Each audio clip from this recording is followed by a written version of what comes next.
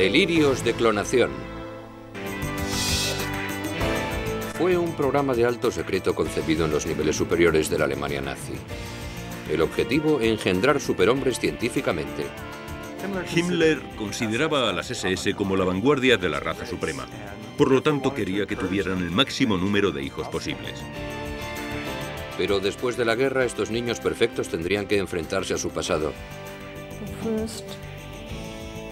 Los 4 primeros años de mi vida estuve relacionada con las SS.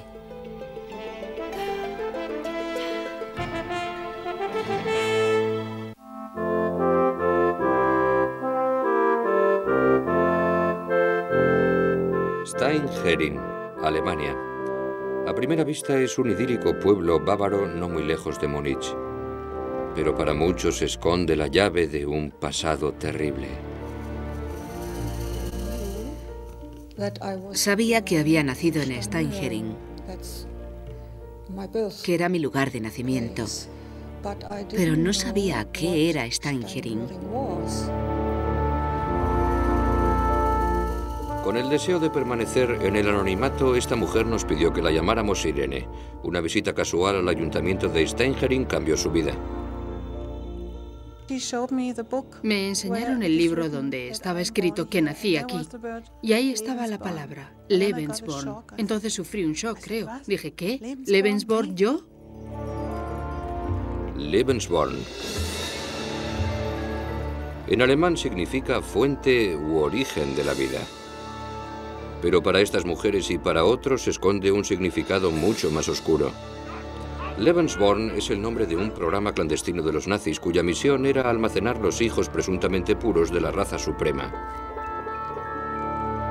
Era la creación de Heinrich Himmler, jefe de las SS, guardaespaldas y policías de élite de Hitler. El proyecto Lebensborn fue diseñado con el objetivo ideológico de garantizar que toda la sangre potencialmente alemana fuera preservada para el futuro de la raza. Evidentemente, la idea era que los niños nacidos en el programa Lebensborn se convirtieran luego en buenos alemanes sanos y productivos, y en muchos casos, en miembros de las SS. Para los nazis, buenos alemanes solo significaba una cosa: arios. La imagen del perfecto ario, o alemán, o teutón, era alguien alto, rubio y con ojos azules, tal vez basada en los pueblos escandinavos.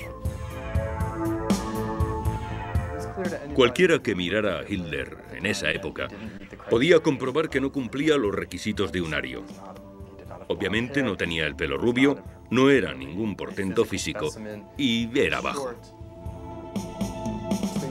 Según la mitología, la raza aria estaba basada en varios grupos diferentes, el más superior de los cuales era la versión nórdica de la raza. Pero había otros supuestos grupos raciales. Los nórdicos, mediterráneos y alpinos se mezclaron entre sí con el paso del tiempo, y así explicaban los alemanes que una buena cantidad de ellos tuviera el pelo oscuro e incluso los ojos oscuros, y fueran menudos de estatura. El objetivo de los nazis era eliminar estas subrazas inferiores y alcanzar una raza nórdica pura. Para fomentar este ideal ario, los nazis usaron los principios de una popular pseudociencia llamada eugenesia, que arraigó primero en Inglaterra y Estados Unidos. La eugenesia no era del todo una ciencia, aunque tenía base científica. Básicamente, era un concepto, un intento de mejorar en cierto modo la genética humana. El marco científico básico que permitiera llevar eso a la práctica no existía. Los defensores de la eugenesia creen que se debe fomentar que aquellas personas con genes supuestamente buenos, los inteligentes, sanos y rectos moralmente, tengan familias numerosas. Aquellos con genes supuestamente malos, los débiles mentales, los disminuidos y los delincuentes deben ser esterilizados o se debe impedir que transmitan sus rasgos de personalidad. Los primeros en llevar a cabo un programa así fueron los americanos. La esterilización eugenésica se realizó por primera vez en Estados Unidos. En Indiana se aprobó una ley en 1907 que permitía la esterilización de personas supuestamente incapacitadas mentalmente décadas antes de que se intentara algo parecido en Alemania. De hecho, en 1936, 35 estados norteamericanos ya habían adoptado leyes similares. Lo que hicieron los nazis fue añadir su sello personal. La eugenesia pasó de pretender la conservación de la raza humana a la conservación de la raza alemana y a la purificación de la raza alemana. También rechazaron el nombre de eugenesia porque no era una palabra alemana y lo llamaron Rassenhygiene o higiene de raza. Para garantizar la pureza racial del pueblo alemán, los nazis empezaron a aprobar nuevas leyes en cuanto llegaron al poder. La primera ley racial eugenésica, aprobada por el nuevo régimen en verano de 1933, fue la ley de esterilización obligatoria. Hasta cierto punto se basaba en los precedentes de Estados Unidos, pero ejecutada e impuesta con la meticulosidad teutona y con la autoridad de un Estado todopoderoso. Esta ley persigue frenar la reproducción de aquellos cuyas vidas el régimen considera inútiles, los enfermos mentales y los disminuidos de nacimiento. Cuando estalla la Segunda Guerra Mundial, se calcula que 320.000 alemanes han sido esterilizados, 1 de cada 200. Para intentar hacer realidad sus ideales racistas, los nazis se ayudan de una enorme campaña de propaganda y empiezan por las escuelas. Sacaban delante de la clase a un niño que fuera rubio, con ojos azules y con la piel blanca, y le medían la longitud del lóbulo de la oreja, su capacidad craneal, el color de sus ojos. Luego sacaban a otro alumno que no tuviera las mismas características y, de hecho, en algunos casos, que pareciera judío, y lo colocaban junto al otro alumno para que los demás dijeran al maestro cuáles eran las diferencias y por qué uno era mejor que el otro. Los alemanes fueron bombardeados con propaganda en carteles, revistas y películas. Por todas partes el ario aparece como física y moralmente superior, y donde esa superioridad resulta más evidente es en las SS de Heinrich Himmler. Para pertenecer a las SS, tenías que demostrar que tu linaje ario se remontaba a 1800. Y si querías ser oficial, hasta 1750.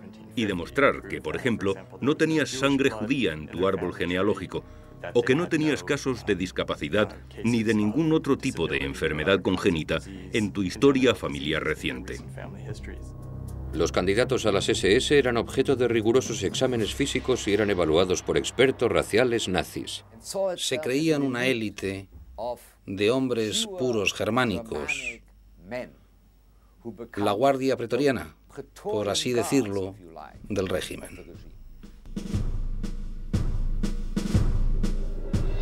Himmler cree que el futuro del pueblo alemán está en manos de las SS. Hace todo cuanto está a su alcance para garantizar que transmitan su sangre aria sana. Desde antes de la Segunda Guerra Mundial, todos los hombres de las SS necesitan permiso para casarse, que solo consiguen si la futura esposa supera los exámenes físicos y las comprobaciones sobre la pureza racial de sus ancestros. Himmler consideraba a las SS como la vanguardia de la raza suprema. Por lo tanto, quería que tuvieran el máximo número de hijos posibles. Desde el punto de vista racista de los nazis, estos eran los mejores alemanes, los más sanos y los más puros racialmente.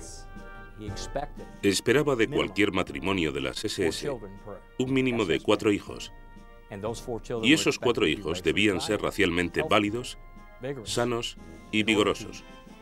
Para conseguirlo, insistía en que se examinara minuciosamente a cualquier mujer antes de que él o cualquier oficial superior concediera el permiso de boda. En la práctica, el estado civil no es esencial para Himmler. Lo más importante es que ambos padres sean racialmente aceptables y capaces de producir hijos sanos. Pero surge un problema. ¿Cómo garantizar que todos esos hijos ilegítimos racialmente puros tengan la educación adecuada? La respuesta es Lebensborn. La fundación tenía una misión: Proporcionar ayuda a las madres embarazadas, ya fuera de hijos legítimos o ilegítimos, si se podía establecer la pureza racial de ambos progenitores.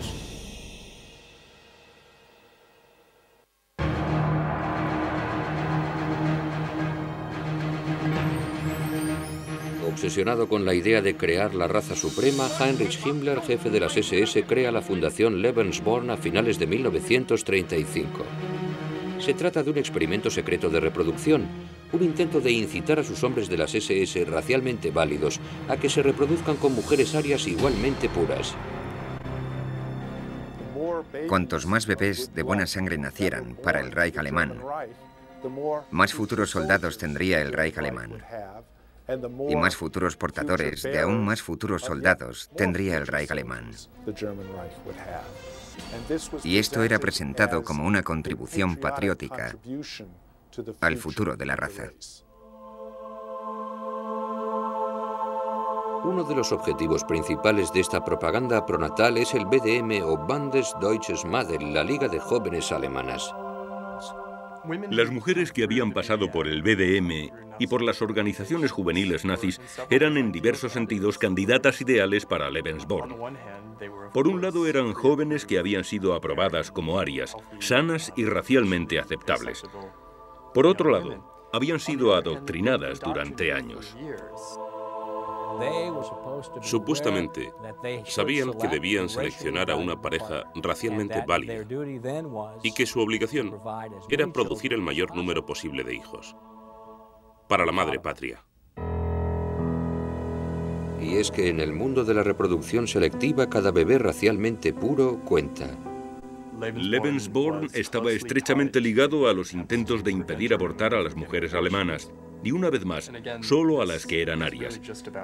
A las SS no les importaba qué hacían las mujeres judías con sus bebés, les daba igual si abortaban o no. Pero el hecho de que las mujeres arias interrumpieran sus embarazos era una catástrofe para Himmler y las SS. Las residencias Lebensborn eran presentadas como el lugar ideal para tener un hijo. Tal y como afirma Himmler en un discurso en 1939, allí podían pasar las semanas anteriores al nacimiento de su hijo en un entorno agradable mientras esperaban el gran acontecimiento. Sin duda, las futuras madres recibían muchas ventajas yendo a una residencia Lebensborn. Recibían atención pre- y postnatal. También tenían la ventaja de la intimidad respecto de la sociedad exterior. Una vez que entraban, no tenían que sufrir las miradas de sus vecinos, amigos y transeúntes, que sabían que estaban embarazadas sin estar casadas. Las residencias Lebensborn, hay 10 en Alemania al final de la guerra, son un secreto a voces entre las altas esferas nazis. Se abren a las viudas de los hombres de las SS y a cualquier otra mujer aria embarazada que sepa de su existencia, si es que cumplen los estrictos requisitos de entrada. Para entrar en una residencia de maternidad, una mujer embarazada debía hacer varias cosas. Primero, someterse a un examen físico, someterse a una comprobación de sus antepasados, la misma a la que se sometían las futuras esposas de los miembros de las SS. Pero también tenían que nombrar al padre, y si el padre no era de las SS, y por lo tanto no se había examinado ya su pureza racial, debían encontrar documentación, pruebas de la pureza racial de su pareja, lo que no siempre era sencillo. Más de la mitad de las mujeres embarazadas que solicitan su admisión son rechazadas. De las que consiguen entrar, la mayoría son madres solteras. Se cree que al final de la guerra el número de nacimientos ilegítimos en las residencias Lebensborn alcanza el 90%. El programa se mantiene en secreto al público por esta misma razón. Himmler y Hitler llegaron a debatir sobre la confidencialidad del Lebensborn, y su idea era que algún día, cuando terminara la guerra, podrían contar a Alemania lo que estaba ocurriendo y explicar al pueblo lo que había pasado en las residencias Lebensborn. Pero la razón para mantenerlo en secreto era que la ilegitimidad seguía portando un gran estigma. Himmler utiliza su puesto de jefe de la policía alemana para proteger a las que participan en el programa.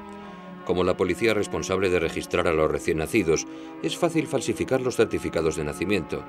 Las identidades de los padres de las SS y a veces incluso de las madres se suelen omitir en el documento. También se ocultan los lugares de nacimiento. Años más tarde, cuando los niños de Lebensborn empiezan a rastrear su pasado, estos registros incompletos serán su gran obstáculo. Todos los hijos, legítimos o no, nacidos dentro de Lebensborn son técnicamente propiedad de las SS. Incluso hay una solemne ceremonia bautismal que consagra a los niños al servicio de las SS y del Reich. Aunque la mayoría de las mujeres casadas se llevan a sus casas a sus hijos, muchas solteras eligen dejar a los suyos al cuidado de las residencias Lebensborn. La mayoría de los niños nacidos en las residencias no acababan viviendo con sus padres naturales, ni con uno ni con otro. La mayoría de ellos acababa en familias de acogida, y algunos de ellos eran adoptados más tarde. Evidentemente, los hombres de las SS y sus mujeres eran las perfectas familias de acogida, ya que ambos eran racialmente puros y físicamente sanos, y eran los que menos dudas ofrecían de ser buenos nazis, de proporcionarles una especie de, si así se puede decir, buena educación nazi. Una educación totalmente de acuerdo con los valores defendidos por los nazis. Himmler, a pesar de su papel como jefe de las SS, siempre encuentra tiempo para interesarse personalmente por el día a día de las residencias Lebensborn. Hay pruebas de que visitaba frecuentemente las residencias Lebensborn, de que pedía informes sobre el número de bebés que nacían y las condiciones de las residencias. Los niños nacidos el día de su cumpleaños, el 7 de octubre, recibían regalos especiales del Reichsur. Se convirtió en el tutor de cientos de estos niños.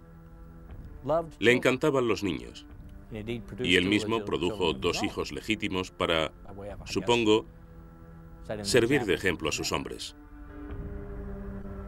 Los niños que viven en las residencias Lebensborn pasan sus días realizando actividades al aire libre entre canciones y juegos aprobados por los nazis.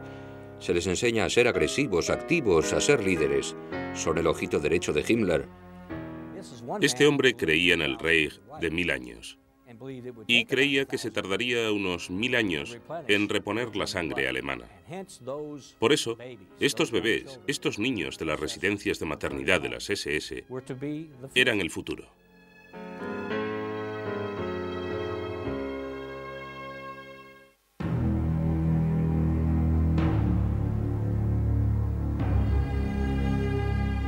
A comienzos de los años 40, el programa Lebensborn es toda una realidad. Sin embargo, parece claro que no se están produciendo los niños suficientes para satisfacer a Heinrich Himmler, jefe de las SS e impulsor de Lebensborn. Detrás de los muros de esta casa de campo y en otras parecidas en toda Alemania, solo nacen 7.500 niños gracias al proyecto. Himmler hizo todo lo posible para incitar a los hombres de las SS. Incluso intentó obligarlos a tener muchos hijos. Debían tener 4 hijos, aunque el promedio resultaba estar más cerca de 1 hijo por cabeza. A pesar de los incentivos económicos para tener hijos y de las multas a aquellos que no los tenían, muchos miembros de las SS recelan del programa. La mayoría de ellos eligió no producir bebés para el Estado. Un programa como Lebensborn conllevaba aprobar los nacimientos ilegítimos, y aquí se contradecían 2 principios nazis. Por un lado, el principio de maximizar el nacimiento de bebés arios sanos, y por otro, proteger los valores más tradicionales como la familia. Los nazis saben muy bien que la opinión pública no aceptaría el programa Lebensborn y deciden mantenerlo en secreto, pero empieza a correr el rumor. ¿Estaban los hombres de las SS actuando de sementales, reproduciéndose como puras sangres? Las residencias Lebensborn no eran criaderos. Las mujeres que iban allí ya estaban embarazadas y lo hacían para dar a luz en un entorno limpio y seguro. Como no había logrado producir suficientes niños en su país, Himmler se centró en los países ocupados por Alemania. En la primavera de 1940, Alemania ha invadido Checoslovaquia, Polonia, Dinamarca, Noruega, Bélgica, Luxemburgo, los Países Bajos y Francia. Himmler ya ha revelado sus planes en un discurso de 1938 en el que afirma: pretendo conseguir sangre alemana de cualquier lugar del mundo, robarla y recuperarla de donde pueda. Aunque los nazis intentan crear residencias Lebensborn en muchos de los países ocupados, encuentran mucha resistencia. En Francia, por ejemplo, las mujeres embarazadas de alemanes descubrieron que si iban a estas residencias podían salir de allí sin sus hijos, así que se resistieron todo lo que pudieron. De hecho, muchas consiguieron eludir a las autoridades del programa Lebensborn. Pero en marcado contraste con los demás países ocupados está Noruega. El gobierno del primer ministro Vidkun Quisling colabora con los nazis que crean en el país 9 residencias Lebensborn, solo una menos que en la propia Alemania. Himmler está muy satisfecho ya que las mujeres escandinavas tienen el pelo rubio y los ojos azules, que representan el ideal de rama nórdica de los arios. Cuando había relaciones sexuales entre alemanes y noruegas, no había mucha duda, a no ser que la Noruega tuviera antepasados judíos, de la validez racial del hijo que naciera. Thor Brandager es el producto de uno de esos romances durante la guerra. Hoy en día dirige la organización noruega Lebensborn. La Noruega era vista como la perfecta mujer aria. Buena sangre, rubia. Sí, se la podía llamar una aria pura.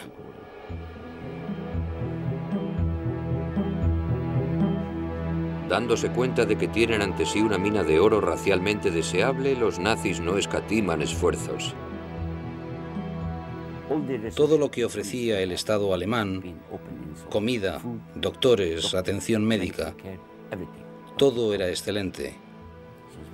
Era un sistema totalmente hospitalario dentro del sistema, solo para Lebensborn. Pero hay una trampa. Pueden ir a las residencias y dar a luz de manera anónima. Cuidarán de ellas, pero tienen que firmar un papel que dice que su hijo será entregado al Estado alemán. No te devuelven el hijo después de que nazca. Lo enviaban a Alemania, a familias de acogida, clínicas de maternidad. Pero no había otro remedio, porque ser una chica soltera en la guerra, embarazada de un soldado extranjero, no era fácil. Se calcula que entre 6.000 y 12.000 hijos de los nazis nacen en Noruega. El programa Lebensborn tiene mucho más éxito aquí que en la propia Alemania. En países no tan dispuestos como Noruega, la Fundación Lebensborn elige una estrategia muy diferente. Por ejemplo, en la Polonia ocupada deciden que si no pueden reproducir niños racialmente válidos, los robarán. Los niños polacos se convirtieron en un objetivo del programa Lebensborn para conseguir niños de buena ascendencia racial. En parte porque los alemanes saben muy bien que el este de Polonia, por así decirlo, había sido alguna vez alemán. En las residencias entran los niños que las SS consideran adecuados para la Eindeutschung. La mejor traducción para Eindeutschung podría ser alemanización. Esencialmente, consiste en imbuir a una persona con supuesta sangre alemana de todo lo alemán. Es decir, familiarizar a esa persona con la cultura alemana y con las cosas que debería pensar o sentir teniendo sangre alemana. Himmler confía en que la alemanización será un éxito. En un memorando de 1940 escribe: estamos seguros de que nuestra propia filosofía e ideales se reflejarán en el espíritu de estos niños que se parecen racialmente a nosotros. Las SS aprenden a reconocer los rasgos de los niños con sangre aria y siempre están alerta para no dejar pasar ninguno de estos posibles alemanes. En su función de ocupación y policía, las SS podían entrar en las casas, en las escuelas, en los hospitales y así determinar si allí había algunos niños que parecían alemanes, muy arios, e identificarlos como tales. Se calcula que las SS secuestraron a 200.000 niños polacos. Determinaban su pureza racial y les hacían exámenes psicológicos en la Oficina de Razas y Reasentamiento, o Rusia, en Lutsk. Los niños entre 6 y 12 años son enviados a internados alemanes y a campos de adoctrinamiento similares a los campamentos de las juventudes hitlerianas. Los niños menores de 6 años son enviados a residencias Lebensborn. Obligaban a estos niños a olvidar que eran polacos si eso era posible. Les obligaban a hablar solo alemán, les obligaban a ajustarse a la cultura alemana, a la educación alemana, lo más rigurosamente posible. Y no les hablaban de sus propios orígenes. Al igual que con los niños alemanes en las residencias Lebensborn, las SS falsifican documentos cruciales para los recién llegados. Les cambiaban el nombre y sobre todo el apellido, sino ambos. Y en muchos casos, el certificado de nacimiento no reflejaba necesariamente la fecha correcta de nacimiento. Con las pruebas de sus antiguas vidas polacas totalmente eliminadas, los niños son adoptados o colocados en familias de acogida. En muchos casos, los padres alemanes tampoco saben de los orígenes polacos del niño. En un discurso de 1943, Himmler justifica la alemanización de los niños polacos. Creo que es nuestro deber traer a estos niños, aunque tengamos que robarlos o secuestrarlos. O recuperamos esta sangre superior y la usamos, o la tendremos que destruir.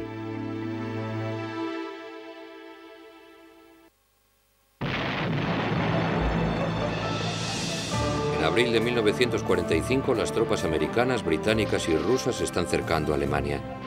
El ejército alemán, la Wehrmacht, se ve obligado a retirarse de los territorios ocupados. En inferioridad de hombres y de armas, el sueño de Hitler de un Reich de 1000 años se derrumba. Cuando la Wehrmacht tuvo que retirarse de la Unión Soviética y luego de Europa del Este, y por último volver a Alemania, las residencias Lebensborn fueron evacuadas. La rendición de Alemania el 7 de mayo de 1945 acaba con cualquier esperanza de una raza suprema.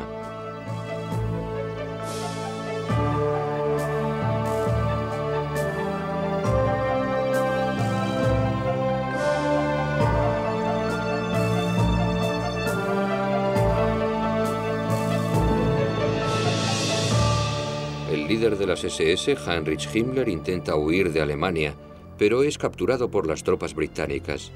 El 23 de mayo de 1945, estando detenido, se traga una cápsula de cianuro y se suicida. En los últimos días de la guerra se destruyen la mayoría de los documentos sobre Lebensborn y los que quedan son ocultados en archivos de Alemania Occidental y Oriental. Muchos niños no tenían ni idea de que habían nacido en el programa Lebensborn. A menudo descubrían que eran adoptados, pero no sabían nada más sobre su propia ascendencia o las circunstancias de sus propios nacimientos. Después de la guerra, los padres adoptivos solían mantener en secreto las identidades de los niños de Lebensborn, incluso a los propios niños, por dos razones principales. Una era el estigma del nacimiento ilegítimo, y reforzar ese estigma en concreto era un doble estigma de asociación con el régimen nazi. Los niños que habían secuestrado en Polonia lo tienen especialmente difícil para descubrir su pasado. Como las SS han creado identidades y papeles falsos para ellos, encontrar a las familias reales de estos niños es una tarea prácticamente imposible. Se calcula que solo 40.000 de los 200.000 niños supuestamente secuestrados regresan a Polonia.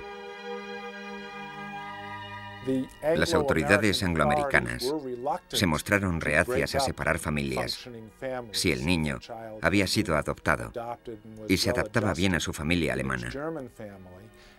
Y esta reticencia se vio reforzada por la llegada de la Guerra Fría y el establecimiento de un régimen comunista. Los miles de niños nacidos en Lebensborn tardarán años en empezar a comprender su papel en el experimento para crear una raza suprema. Helga Karau nació en la residencia Lebensborn de Steinherin, en Alemania. Mi madre era una mujer guapísima.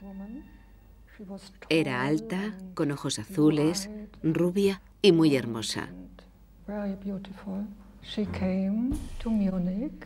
Llegó a Múnich en 1934 para trabajar como secretaria de Martin Bonin. El padre de Helga era un soldado de las SS con quien su madre tuvo una breve relación. Después de su nacimiento, la madre de Helga vuelve a trabajar en Berlín, mientras que Helga se queda al cuidado de una familia de acogida racialmente adecuada. Eran nazis de las altas esferas, que trabajaban para el representante del Führer. Para Helga, el legado de su pasado nazi no se puede olvidar. Estuve bajo la protección de las SS. Los 4 primeros años de mi vida, fui un miembro de las SS. Para los niños educados en Alemania, el legado de Lebensborn es una vergüenza y un secreto. Pero para aquellos nacidos en países ocupados como Noruega, ser identificados con Alemania se convierte literalmente en un delito. Cuando se firmó la paz, empezaron una guerra contra nosotros y nuestras madres. Montaron 9 campos de concentración y arrestaron a 14.000 niñas. Cuando arrestaban a la madre, nadie se hacía cargo de los hijos, porque estos estaban solos, desprotegidos, odiados por todo el mundo, por el Estado, por la Iglesia, por los expertos psiquiátricos y médicos, todos los odiaban. Sin ningún sitio a donde ir, muchos de los niños son internados en instituciones. Lo que ocurre en estas instituciones es grotesco. Escapa a la razón humana. Todo lo peor que puede hacer un adulto humano, cosas malas, feas, pederastia, sadismo, tortura, eso se hizo a estos niños en Noruega.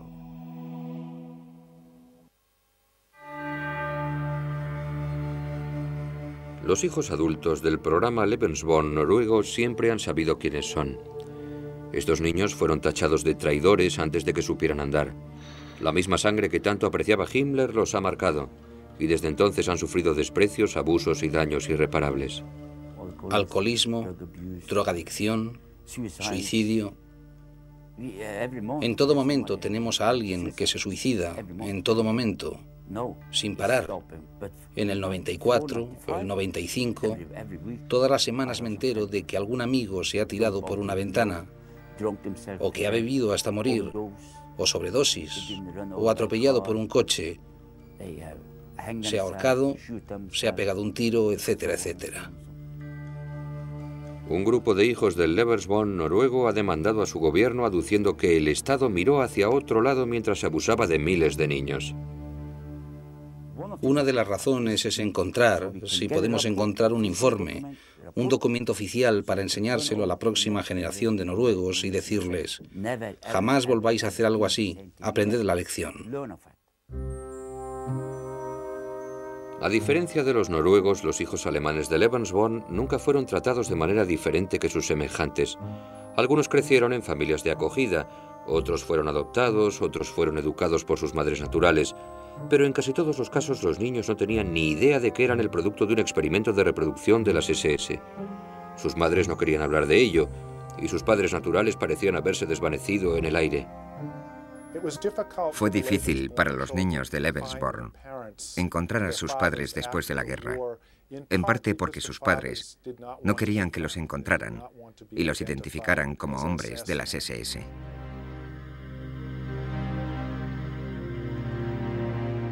El Tribunal Internacional de Nuremberg declaró a las SS como una organización criminal y sus miembros podrían ser juzgados por su pertenencia a las SS. Y los que habían sido miembros sabían que tenían que quemar, enterrar o destruir sus antiguos uniformes. Además, los certificados de nacimiento están incompletos o son imprecisos. Los registros de Lebensborn han sido destruidos o dañados. Los pocos niños de Lebensborn en Alemania que descubren sus orígenes lo hacen por casualidad. Irene, tal y como quiere que la llamemos, descubrió que era una niña de Lebensborn en una visita fortuita a Steinherin. Su padre era uno de los pocos que no intentó ocultar su identidad. El año pasado, cuando vine por primera vez a Steinherin, vi por primera vez en mi vida el documento donde admitía su paternidad. Y después, con este documento, Pude ir al Centro de Documentación de Berlín y buscar su archivo, que encontré. Tenía unas 100 páginas y así sé un poco más sobre mi padre, pero el archivo termina en diciembre del 44. Desde entonces, no sé qué ha sido de él. Con 42 años, Irene descubrió también la identidad de su madre natural, que vive en Leipzig, en la antigua Alemania Oriental. Aunque hablan a menudo, muchas de las preguntas de Irene siguen sin respuesta. Y ella no tenía ni idea de Lebensborn. Le pregunté, la vi hace 3 semanas y le enseñé el documento y le dije, ¿ves? Esa es tu firma. Y ahí pone Lebensborn. Y ella respondió que no sabía lo que era. No me lo creo. Creo que, en cierto modo, ella no quiere verse manchada por esta palabra. Lebensborn. A diferencia de Irene, aún hay muchos alemanes que no saben que pueden haber participado en el proyecto Lebensborn.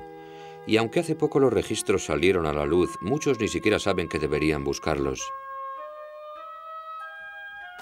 Para descubrir sus orígenes, los niños de Lebensborn, que no sabían que lo fueron, necesitaban algún indicio de que no eran quienes creían ser. Y ese impulso llegó con la caída del muro. La apertura general de archivos en Alemania Oriental no solo sacó a la luz algún que otro documento sobre Lebensborn, sino que también forzó una gran reevaluación de muchas instituciones, organizaciones y personas en Alemania Oriental. Ahora, Lebensborn ha recibido algo de atención.